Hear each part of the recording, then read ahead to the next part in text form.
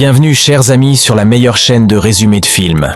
Aujourd'hui je vous présente le film nord-coréen dénommé Les 7 niveaux de l'enfer. Le disque de broyage massif est la punition la plus cruelle de l'enfer. Les personnes punies doivent courir sans arrêt, car si elles s'arrêtent, elles seront réduites en chair à pâté. Ils peuvent également choisir de sauter dans l'eau, mais les poissons mangeurs de chair présents dans l'eau les réduiront instantanément en morceaux. C'est l'enfer des paresseux dans le monde souterrain, spécialement conçu pour punir les paresseux. Et ce n'est qu'un des 7 péchés capitaux. Il y a aussi la soupe des feux de l'enfer pour le péché de meurtre, l'enfer de la langue tirée pour le péché de lion, l'enfer du miroir des péchés pour le péché de trahison, l'enfer des abîmes pour le péché de violence, l'enfer glacé pour le péché d'injustice, et l'enfer des sables mouvants pour le péché d'impiété filiale. Chacun doit subir le jugement de ces 7 niveaux d'enfer dans les 49 jours qui suivent sa mort. Ce n'est que s'ils sont totalement innocents qu'ils peuvent se réincarner. Sinon, ils seront à jamais incapables de renaître. Aujourd'hui, une âme particulière arrive ici. Il s'agit d'un pompier qui a eu un accident lors d'une mission de sauvetage il y a à peine 5 minutes. La corde de sécurité a été brûlée, et tandis qu'il tombait au sol, il protégeait fermement la petite fille qu'il venait de sauver. La petite fille était indemne, mais lorsqu'il a vu son propre corps et ses coéquipiers en sanglots, il s'est rendu compte qu'il était mort. Ainsi, 2 messagers du monde souterrain vinrent le chercher pour l'emmener au monde souterrain. La messagère était ravie car la carte qu'elle avait entre les mains montrait que les pompiers étaient considérés comme des invités d'honneur dans le monde souterrain, parce qu'il se sacrifiait pour sauver d'autres personnes. Il a accumulé de grands mérites et est un roi juste. Il est à noter que le dernier invité d'honneur est apparu il y a 422 ans. Ils étaient heureux. Mais le pompier ne pouvait pas l'accepter car il avait encore une mère sourde et muette, fragile et malade. Il ne pouvait pas laisser sa mère derrière lui comme ça. Mais soudain, il se retrouve les pieds suspendus dans les airs et lentement aspiré dans le tourbillon derrière lui. Les personnes décédées n'ont pas eu l'occasion de faire leurs adieux à leurs proches. Ainsi, le pompier est arrivé dans le monde souterrain. C'est là que le pompier a rencontré un autre messager. Qui est le patron ici? La responsabilité des messagers du monde souterrain est de faire tout leur possible pour aider le défunt à se réincarner. À eux 3, ils ont amené le pompier à la porte de l'enfer. Puisque le pompier est un invité d'honneur, il peut entrer en premier. Cependant, en entrant, le messager est abasourdi car le premier procès du pompier est en fait l'enfer du meurtre. Il convient de noter que les jugements des 7 niveaux de l'enfer vont de légers à lourds. Ce qui signifie que parmi les 7 péchés capitaux,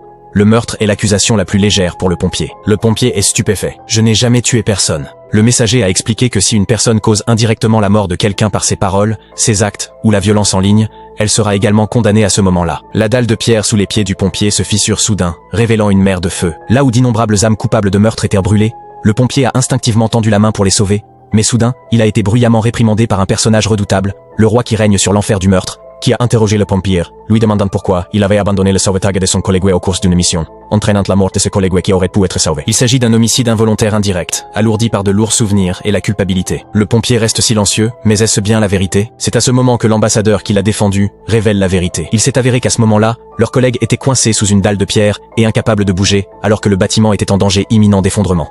Le collègue a demandé au pompier d'aller sauver les gens d'abord et de revenir le sauver plus tard, après avoir sauvé 8 personnes. Le pompier a voulu revenir pour sauver son collègue, mais il était trop tard. Le bâtiment s'est effondré après avoir compris la vérité. Le roi a jugé que le pompier était innocent. Cela a également libéré le pompier du fardeau qu'il portait depuis des années. Ils arrivent tous les 4 à la 2e épreuve, l'enfer de la paresse. Ici, les âmes sont spécifiquement jugées sur le fait qu'elles ont été diligentes dans leur vie ou qu'elles ont perdu leur temps. La vieille dame au grand cœur qui règne sur l'enfer de la paresse a revu la vie du pompier en lui jetant un miroir et a découvert qu'il avait travaillé dur toute sa vie. La vieille dame n'a pu s'empêcher d'applaudir et a même voulu lui écrire une biographie. Elle a demandé au pompier « Qu'est-ce qui vous pousse à vivre avec autant d'assiduité ?» Mais les réponses des pompiers ont choqué tout le monde. Il a répondu « Pour de l'argent ». Dès que la vieille dame a entendu cela, son expression a immédiatement changé. Les messagers ont également paniqué, car l'argent est appelé la fausse divinité en enfer, et l'adorer est également un péché. Avec un seul ordre, la vieille dame a poussé la colère du pompier vers la cascade, alors que le pompier tournait la tête. Il a vu la scène terrifiante qui se déroulait sous la cascade. Condamné à se faire tirer la langue en enfer pour les mensonges qu'il a proférés de son vivant. Au moment crucial, le messager de l'enfer le défend à travers le miroir du karma. Il s'avère qu'au fil des ans, le pompier a menti à 2 personnes. L'une d'elles est sa mère, car il lui écrit régulièrement des lettres pour la tromper, lui disant qu'il va bien, qu'il est marié et qu'il a des enfants,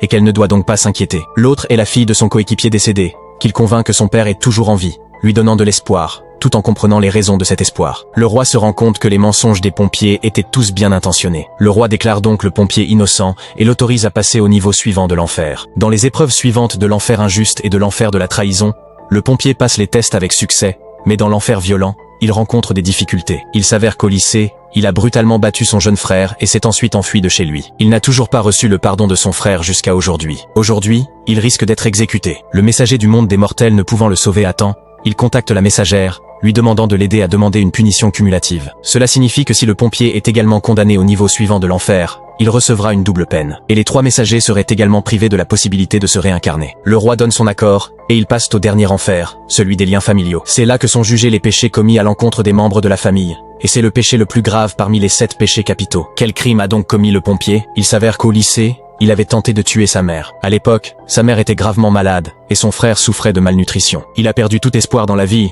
et a voulu en finir avec sa famille. Cependant, il n'a finalement pas donné suite. Dès lors, il s'enfuit de chez lui et travaille sans relâche, accablé par la culpabilité et trop honteux pour revenir. Pendant ce temps, des problèmes surgissent dans le monde des mortels. La mère sourde et muette fait irruption dans le camp militaire, brandissant une pancarte en carton pour demander justice pour son plus jeune fils. Lorsque le lieutenant, qui est le coupable, la voit, il se précipite immédiatement sur elle et lui ordonne de partir. La mère refuse et sort la carte avec des marques indiquant le lieu de sépulture de son fils. Le lieutenant est terrifié et pousse violemment la mère, qui s'évanouit.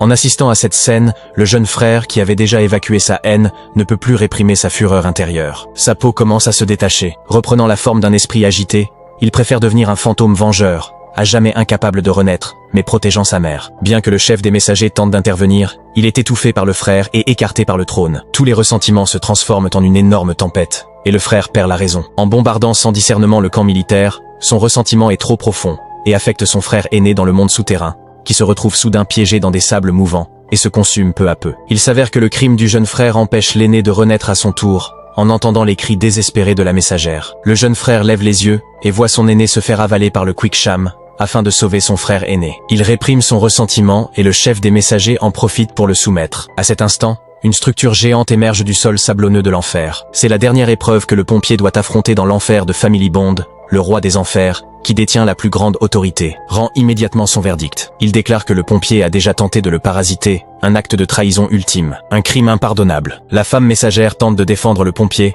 en mentionnant qu'il n'est pas allé jusqu'au bout de son action. Et leur mère, qui était inconsciente à ce moment-là, n'était pas au courant. Cependant, le roi convoque le miroir et lui montre la vérité. Il s'avère que lorsque le pompier a soulevé l'oreiller, la mère était en fait réveillée. Mais elle n'a volontairement pas réagi car elle savait que son absence rendrait la vie de ses enfants un peu plus facile. Comprendre la vérité. Le pompier se sent encore plus coupable. Il pleure et dit qu'il est prêt à accepter la punition, mais qu'il veut s'excuser en personne auprès de sa mère. Cependant, le roi des enfers déclare que les excuses faites après la mort sont trop tardives. Bien qu'il ait eu 15 ans pour le faire, le pompier s'est soustrait à ses responsabilités. Soudain, le sol tremble et l'image de la mère apparaît dans le sable. Il s'avère qu'avec l'aide du chef des messagers, le jeune frère est entré dans le rêve de sa mère. Il informe sa mère qu'il est enfin devenu juge comme il le souhaitait, et qu'il sera désormais chargé de juger les méchants au paradis. Les larmes aux yeux, le jeune frère fait ses adieux à sa mère, et lui demande de pardonner à son frère aîné. Au moment où le jeune frère pleure, leur mère, qui avait été atomisée, parle enfin dans le rêve. Elle dit qu'elle n'a jamais blâmé son frère aîné, et qu'elle a plutôt eu l'impression d'être un fardeau pour lui. Le frère aîné se précipite pour embrasser leur mère, mais le miroir s'effondre, ne lui laissant aucune chance de s'excuser directement. À ce moment-là, le roi des enfers déchire le document de jugement, car dans les enfers, si une personne reçoit sincèrement le pardon des mortels, l'enfer ne la tient plus pour responsable. Enfin, le pompier se voit accorder la possibilité de se réincarner. Je me demande, si les 7 niveaux de l'enfer existent vraiment, combien de personnes peuvent en sortir indemnes et renaître avec succès? Le pouvez-vous? Chers amis, merci d'être restés jusqu'à la fin, votre serviteur le plus fidèle, Récap Trillionnaire.